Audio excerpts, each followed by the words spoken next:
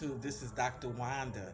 I'm sitting here on the eve of the Leonard Omarr Muhammad Race to Read.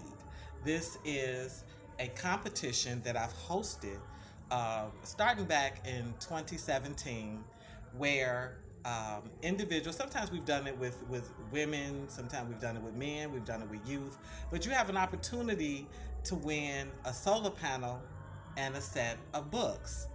Um, Depending on what the bucket looks like, sometimes the second and third place winners also get a little compensation, something to bring a little joy to their life.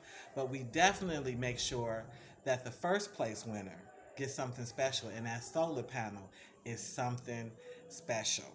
So I've been asked to explain why the Leonard Omar Muhammad race. What started this?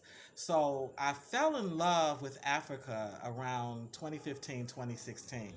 I had never been, it was always on a bucket list, and I was trying to figure out how I was going to come. At that point, I was very much known for being an underemployed professor and fighting publicly on behalf of the rights of academics and professionals to get a living wage. And I was in my own financial blizzard.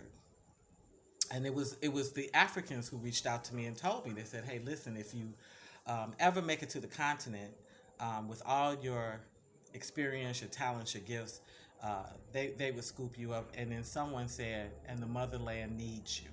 So that opened up everything for me, and I was ready to come, but I didn't have the resource. And I am committed to self-funding. I work very, very hard to, as much as I can, fund any project, any interest on my own. That way, you're not beholden to anybody, and you can see it through on your own terms. So when I was going around doing in-kind donations, after I had done Lyft, I drove for Lyft, I drove for Uber, I babysat, I did elder care. I've done quite a few things in order to raise money to come to the continent. And then toward the end, I'll always do some kind of in-kind donation at request so that I can get that final little bit of travel money or whatever resource I need. And so various people gave me, $10. I got a lot of put fives on it. But Leonard dug deep in his pockets, and I was shocked. I really, anytime somebody give you over $100 is something to really celebrate. And so, yeah, he dug deep in his pockets. He gave me a huge contribution. And I know Leonard when he was Lynn Brown. So I've known him as he transitioned into Leonard Omar Muhammad as part of the Nation of Islam. And so I know him to love black people. Absolutely love black people. That was one of the claims of fame he used to say to me. And I felt very honored, but I also was very proud. And then I was sad. I said, here's a brother that loves black people so much and holds Africa in such regard, and he's not able to come. He's not going. So he is, a world traveler. It's not like this is a guy that doesn't get on planes. He just hasn't made it to Africa yet.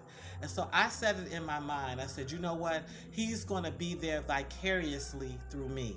Wherever I land, my friend Leonard Omar Muhammad will land.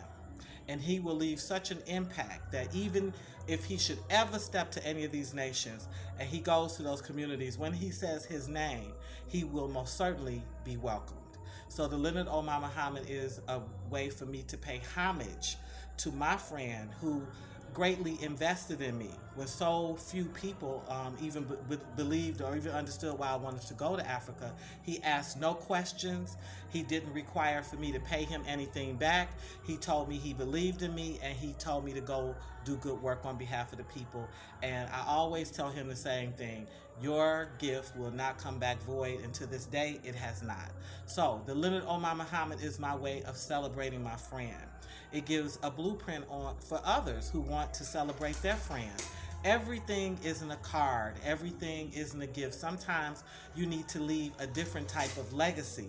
And the Leonard Omar Muhammad Race to Read does just that.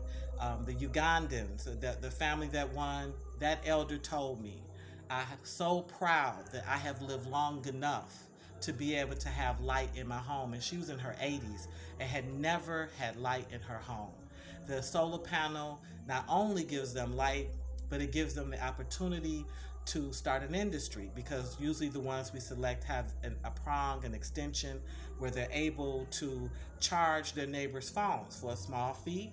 The neighbors can come and get their phones charged. And so many of the countries, Uganda, Tanzania, have put that practice into place.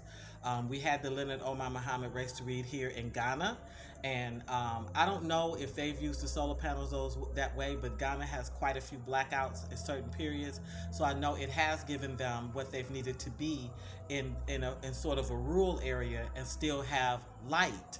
And that is a lot. That's a lot, because when you're in those areas, they're darker beyond dark. Okay, so yeah. So to date, we've given away 6 solar panels, a whole lot of books, some financial gifts, and sometimes we give what I consider a care package, which is the meal that country eats, whether it's porridge or gari or mealie, usually oil, some sugar, some soap, and usually that country would tell you what are the core things that they need in order to just have a staple diet. We'll put together a gift box like that. But yeah, this is what it is. So tomorrow is the Zambians.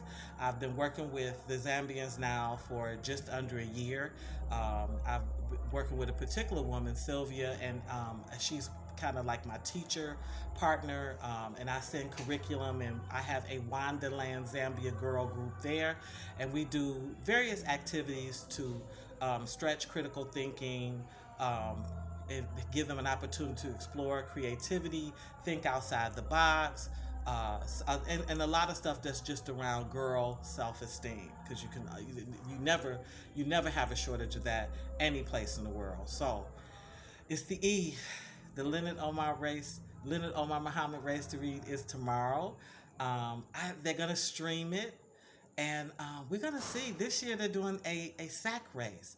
When we've had it in the past, they've done bikes where they've had a bike and a basket on top of their head, had to go 3 times, last man standing, and we have a winner.